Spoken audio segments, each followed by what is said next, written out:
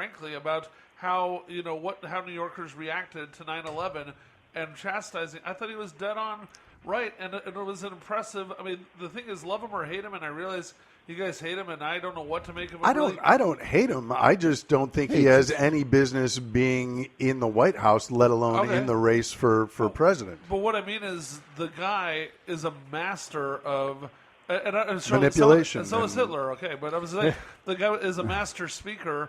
That was a brilliant answer. Come up on the fly. I think that it was quite eloquent and powerful.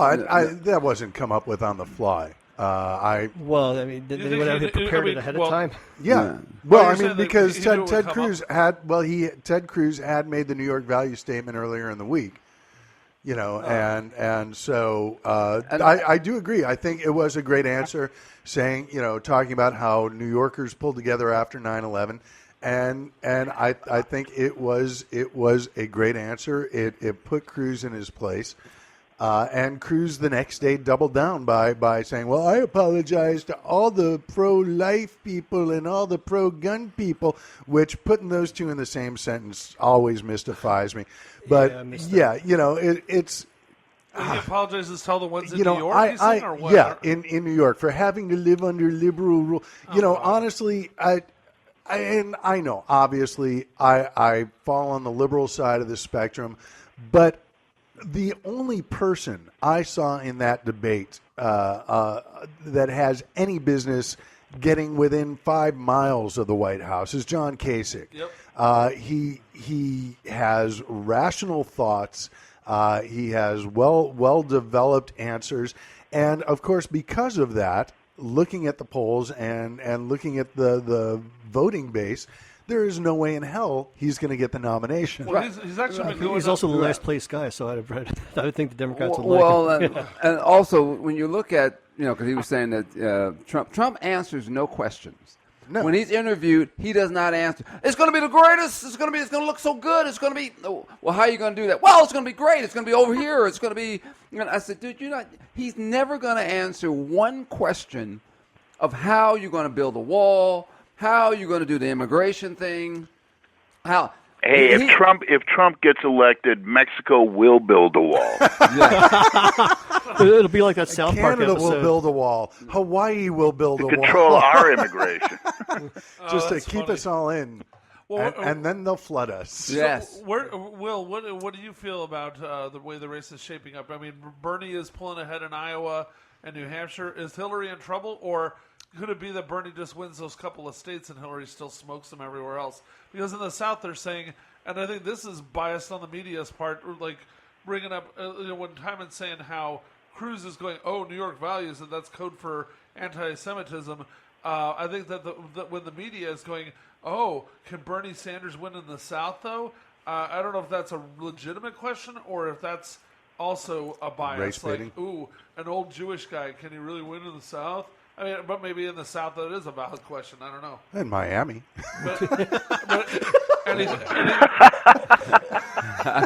Can't get any more South than that. But no, what do you think, Will? Can you see Bernie actually winning South Carolina? No. But does he have to? I don't know. I mean, can you win without the South or not? Or with? Well, can Hillary win without winning Iowa and New Hampshire? I think that if my impression is that Sanders wins the first two states, that people maybe people in South Carolina, or at least some of those southern states, they may actually pay attention and go, "Whoa, what's up with that?" Because the dynamic in the media is going to have to change. They're going to have to take it much more seriously. I still don't think that Bernie can. I don't know. Maybe because South Carolina is the third one, and then Nevada's the fourth one, and then it's Super Tuesday. So you're right. There might be a shakeout after New Hampshire. But I still see Hillary winning New Hampshire. She pulled out New Hampshire against Obama. She had to cry, but maybe she can cry again. Well, what about? Okay, so if he comes ahead, but he's too unelectable in the South, then does the Democratic Party go to any sort of like backup emergency plan I mean, because the Republicans are rumored or were saying, "Oh, we might try to keep Trump out at the convention." I don't think they're going to get away with that anymore because it's just bald-faced messing with democracy.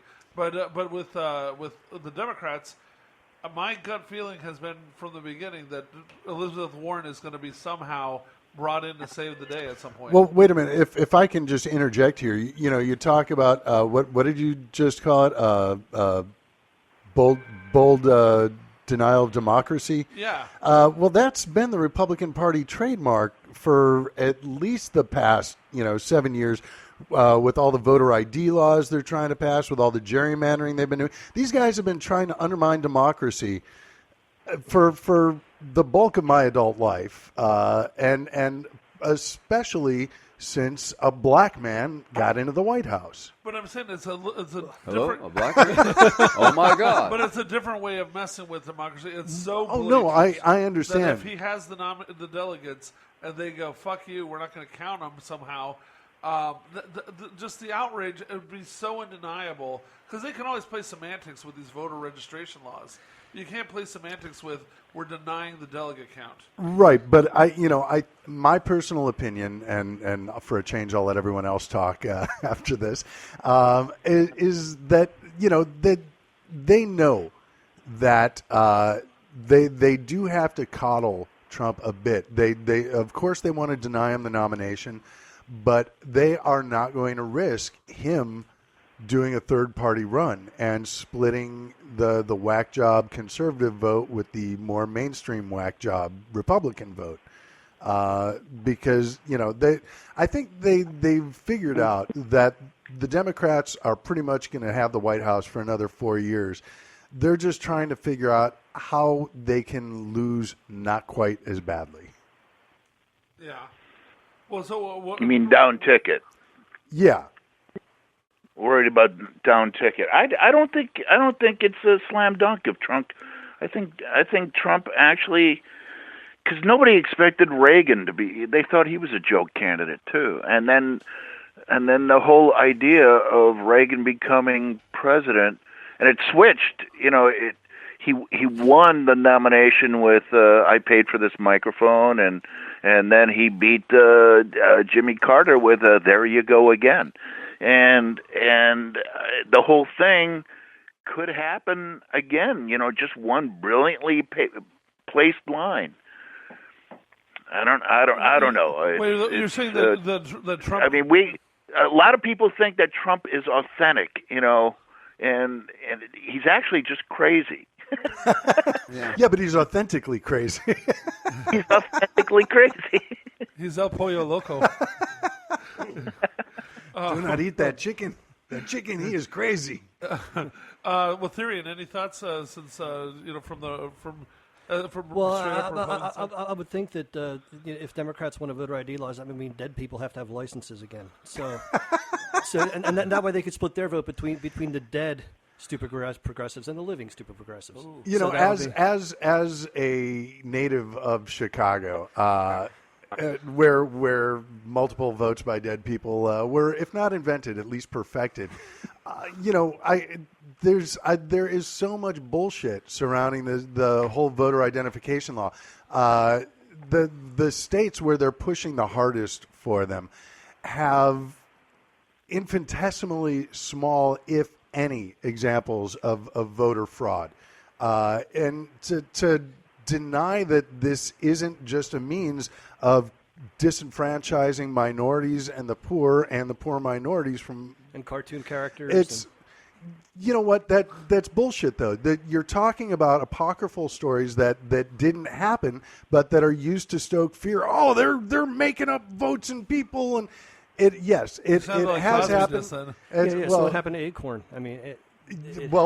That was also that was much like the Planned Parenthood video sting, a bunch of false charges, trumped up, pun intended, to discredit a legitimate organization. Oh, so they're still around? Because they were discredited.